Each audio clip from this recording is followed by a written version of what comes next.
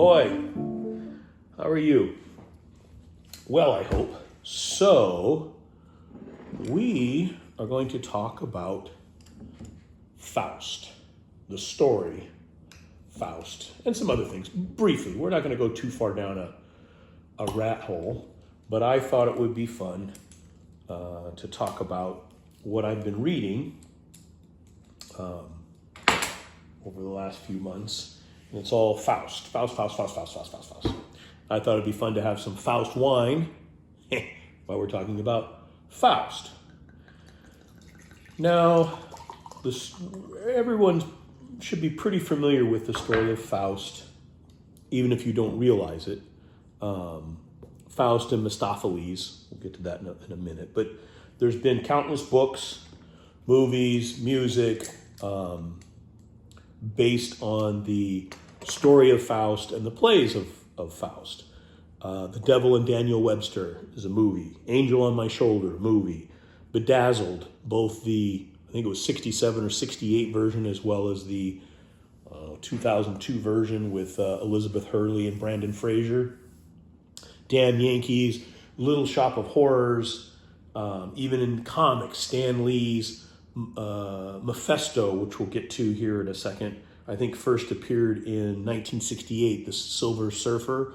And what Mephisto is just a shortening of Mephistopheles. And that came about actually because of, I think, a playbill. The name Mephistopheles is so long, it wouldn't fit. So it just got shortened to Mephisto, and that kind of became a thing. But Mephisto appears in a lot of Marvel comics through the years as a bad guy. Ghost Rider, Spawn, I think Spider-Man as well. Anyway, the character of Faust goes all the way back to the 1500s.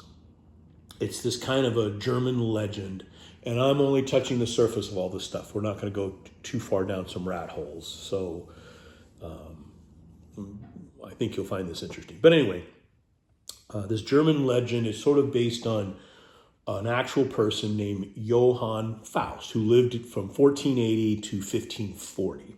And the basic story of Faust is he's a successful scholar, but he's sort of dissatisfied with his life. And he wants to exchange his soul for more knowledge. So he basically, asked the devil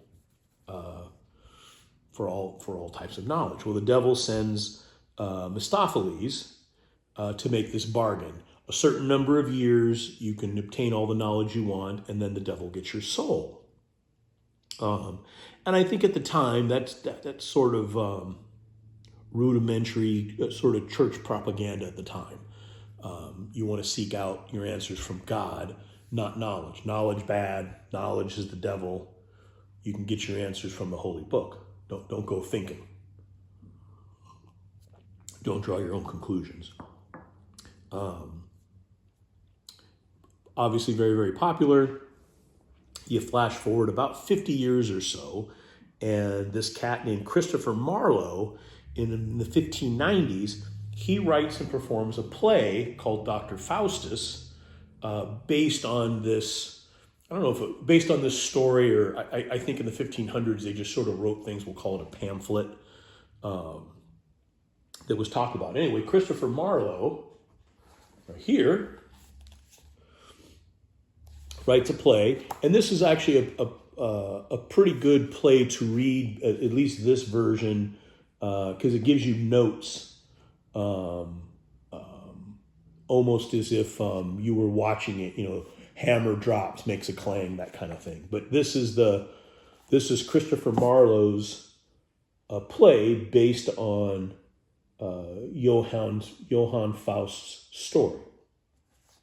Now, the play here, in Marlowe's version, Faust, again, is bored with theology, knowledge, and in this version, he kind of decides that magic is the only thing that's sort of interesting, and and worth learning.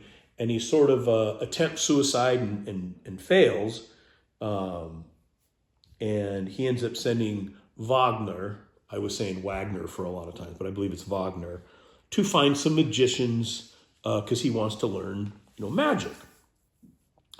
Well, and at some point during this process in the play, Faust is visited by a good angel and a bad angel. And I think this is the first time in literature, well, probably not, but we're all familiar with the good and bad angel on our shoulder, right? The good angel says, hey, don't do this. The bad angel says, yes, do this. It's was famously done in Animal House.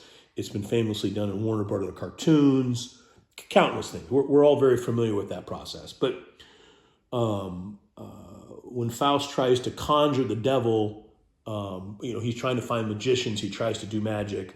Once again, Mephistopheles appears and agrees to Faust's terms for wanting to learn magic and some knowledge for exchange for his soul. And actually makes him, sign it in blood. Well, so Faust and Mephistopheles go around performing various magic tricks, doing different silly things. I got to be honest, the original Johann about wanting knowledge in exchange for your soul is much more interesting, all knowledge, if you will, than simply wanting to perform some magic tricks and sort of goof off. Because in Marlowe's version, and it's a funny play, there's a lot of humor in it. He does some stuff with his students, and the good angel and bad angel show up a couple of times. He's conflicted about selling his soul, but he's kind of digging the magic. And at some point, he even asked Mephistopheles, he wants to marry Helen of Troy, of all things. And I think he goes and visits Alexander the Great and kind of goofs on him and that kind of stuff. And at the end, he's basically telling his students the things that he's done. And after 24 years, time's up. And despite his students' prayers, his soul still goes to the devil.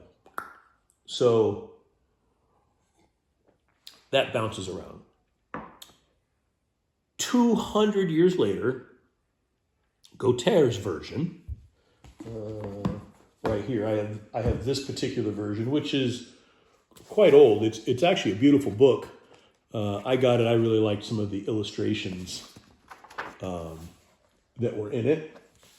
This is from the 1930s. I guess I should clarify since we're talking about now the 1700s, because Gauthier's version arrived, 1772, 1775.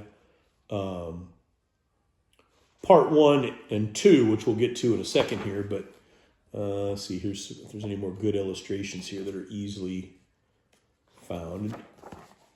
I don't know, I just really dug these illustrations, and I like old books. I thought this was kind of fun. But so Gauthier's version, part 1, is much darker. Now Mephistopheles is kind of running around with God, almost like a right-hand man, in my opinion, or part of God's crew. And a wager is made in the beginning between God and Mephistopheles about Mephistopheles thinks he can lure one of God's servants from that righteous path. And God's like, you're on, Mephistopheles. I bet you can't do that. Which kind of has some Job underpinnings to it. But anyway, God and Mephistopheles, shake hands, bet is made. And as before, in this version, Faust is kind of into magic. Again, he's a theologian, quest for knowledge, and he's kind of run out of the ability. There aren't any more books for him to digest. Again, in this version too, talking about suicide, but I think it was right around Easter or something like that. He hears the church playing Easter music, and at some point, if memory serves, there was a poodle. I think it was a poodle, and he ends up going back home, and the poodle manifests itself as Mephistopheles, and they basically make the same deal. Hey, 24 years I want knowledge. I want to do some magic. Blah, blah, blah. And then you can have my soul. What do I care? Great. So they kind of go off on some adventures, but it ends up being more, I'll say, depravity, because Faust is more interested in, meeting women than he is in actual knowledge. And he actually ends up meeting this gal named Margaret. And basically, they're having an illicit affair. And if I understood it correctly, because yes, I even have some cliff notes, because sometimes I was like, well, I'm getting a little deep into the weeds. So I had to mark it up as I went. But anyway, Margaret ends up getting some sleeping pills or something from Mephistopheles and Faust, and gives it to her mom, who I believe dies. And then Margaret ends up having an illegitimate child that's Faust. She knows it's a bastard child and drowns it, and then is ultimately convicted of the murder of that child and is sent to like the gulag, is going to be put to death. Margaret really doesn't have a very good life in Gautier's story. And it felt to me like sometimes Faust was conflicted about it, sometimes he wasn't. But towards the end of the story, Mephistopheles and Faust try to save her, but Margaret doesn't want to be saved. And that's kind of the end. Well, then there's a part two. Part two. Now, part two was written in like 1831. And again, as I said earlier, the first part one of Gautier's Faust was written in 1772, 1775. And I believe Gautier actually just died before this was published. Now, I've not read this. I didn't realize there was a part two until I was a little further along.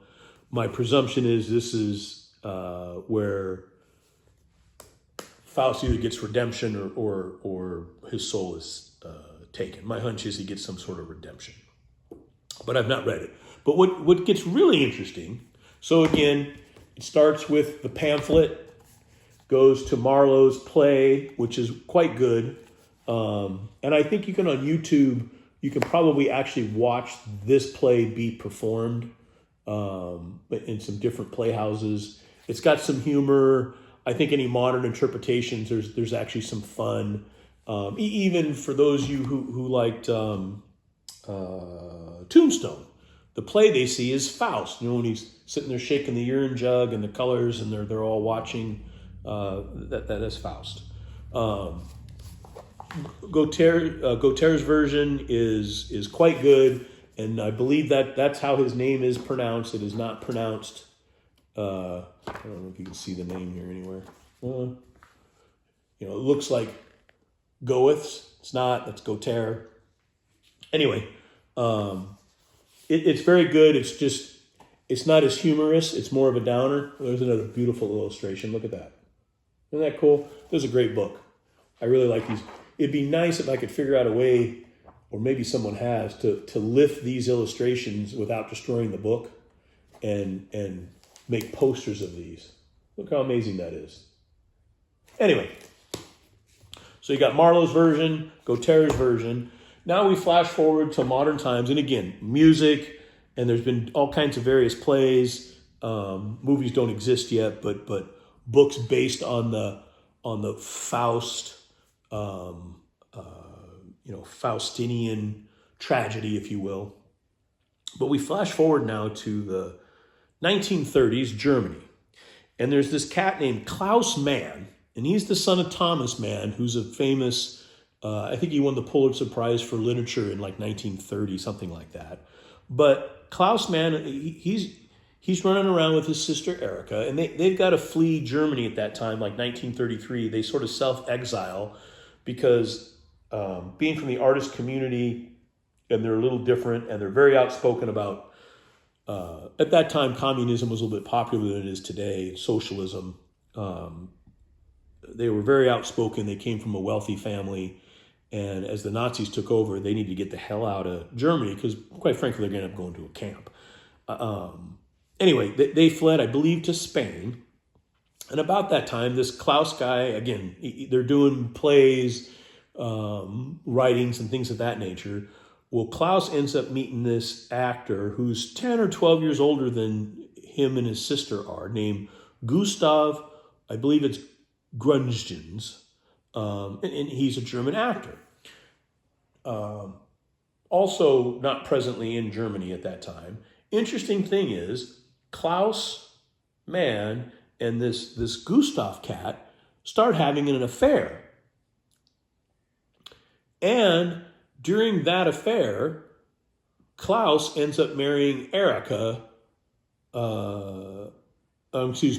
Gustav ends up marrying Erika, Klaus's sister. So you got Klaus Mann and Erika, his sister, doing plays, and this Gustav cat is going to marry Klaus's sister, and he's screwing around with Klaus. Okay, fine. Erika is also kind of quietly seeing Klaus's girlfriend. So there's this whole weird triangle. And I guess Klaus was a famous, I guess he liked opium. So my hunch is there's a lot of drugs going on and experimentation, if you will. Fine, who cares? But what ends up happening is Gustav, and I'm going to mess some of this up, he ends up going back to Germany, becomes this famous actor, forgets all about the fact that he was gay or doing gay things that were getting people thrown into concentration camps, being part of an artist community, getting you thrown into concentration camps. He sort of sidles up to the Nazi regime and starts getting acting gigs. And he's kind of considered one of the greatest German actors of that time. I think in part because a whole lot of actors were quite frankly getting sent to the camps and getting killed.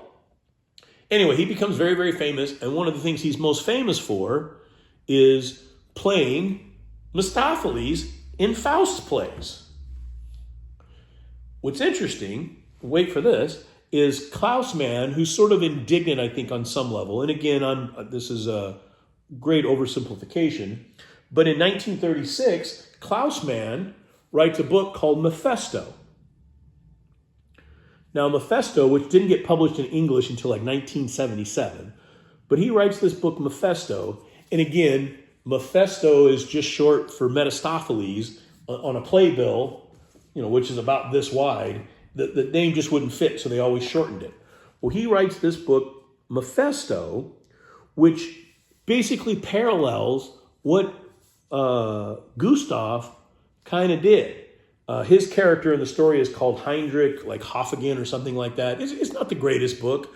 It's kind of interesting. Basically, he kind of goes along and he plays Mephisto in this book, just like Gustav did. I mean, it's a very veiled, but kind of rips him. In this book, his only redeeming quality is I think he saved a fellow actor from going to the concentration camp. He sort of vouched for some gay guy or something like that, and the Nazis didn't kill him. And Gustav, make no mistake, there's pictures of him shaking hands with like Himmler, and I mean he was knee deep in the Nazi regime, and he volunteered for stuff, and they kept pulling him back, saying, "No, you're too important of an artist." But anyway, this book wasn't too bad, but not to be outdone, Klaus's dad, Thomas Mann, writes this book called Dr. Faustus in 1947. So, 10 years after his kid writes this book, Mephisto, and it's kind of this is a way better book. The font's really small. Someone was recently talking about fonts. Look at the font. I had to wear special glasses to read this. But this is a very good book. This is basically Thomas Mann sort of answering to what Germany was. I think if you read between the lines, it's just sort of a encapsulation how it parallels Germany before Nazi Germany and Germany after Nazi Germany, and how the mass hallucination of the German people during that time, I suppose, on some level. But what this is kind of about is not kind of it. What it's about, a composer named Adrian, like Louvercon or something like that, Well, Adrian is really, really smart, and everybody says he's destined for complete success in the arts. Well, what Adrian really wants is to have true greatness. Being a pianist and an artist and whatnot. So he intentionally contracts syphilis, so it will deepen his artistic inspirations through madness, right? Because he's going to go loco in the coco. And there's actually a great line in the book. I should have tagged where it was, where Mephistopheles appears during one of his episodes and says, "Hey, you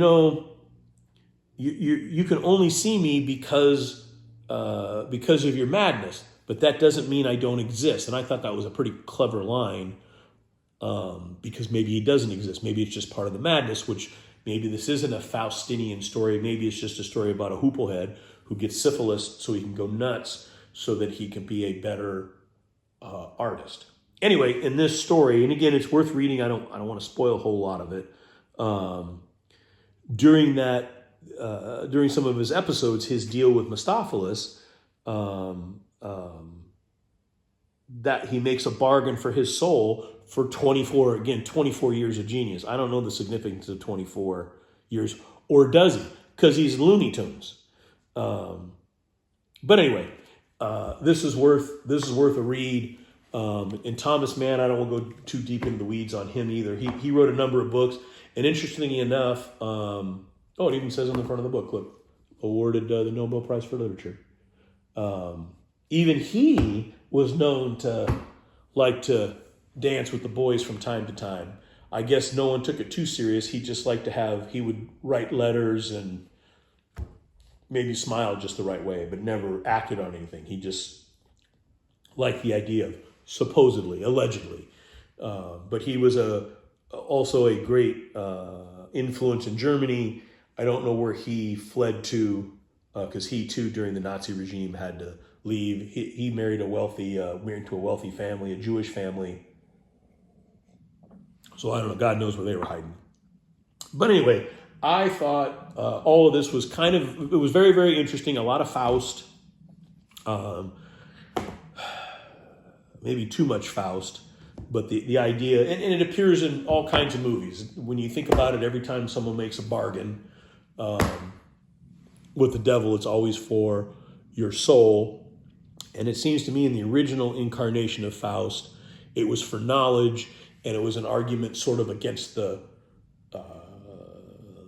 church. You got to remember in the 1500s, I guess they were, scientists were called alchemists. We're starting to figure stuff out, so the church is less and less important. I'm sure the church didn't like that. And then you flash forward to Gautier. I'm not really sure why we get away once we make the deal make the deal with the devil. Why are we chasing sex type of thing, or marriage, the whole Helen of Troy thing? I don't know. Who cares? In case you care, Faust is a very good wine. It's actually made by Quintessa. This is sort of their swill. It's a very good swill. Quintessa's pretty pricey. It's quite good, but if you can swing some Faust and you like red wine, you can't go wrong. Anyway, I hope you got a kick out of this super fast talking rundown of Faust. Again, Marlowe's play, fun. You can get a lot of these on eBay for just a few dollars, like $2.49. How can you go wrong? If you don't like it, you can donate it or put it, in a mailbox or something. But I think of all of them, this was probably my favorite, just because there was some humor. Gautier's version is fine. Maybe if I read part 2, I'll have some closure. It just sort of ended, but by the time I realized there was a part 2, I had burned through some of these other novels, and I was getting, that's a lot of Faust.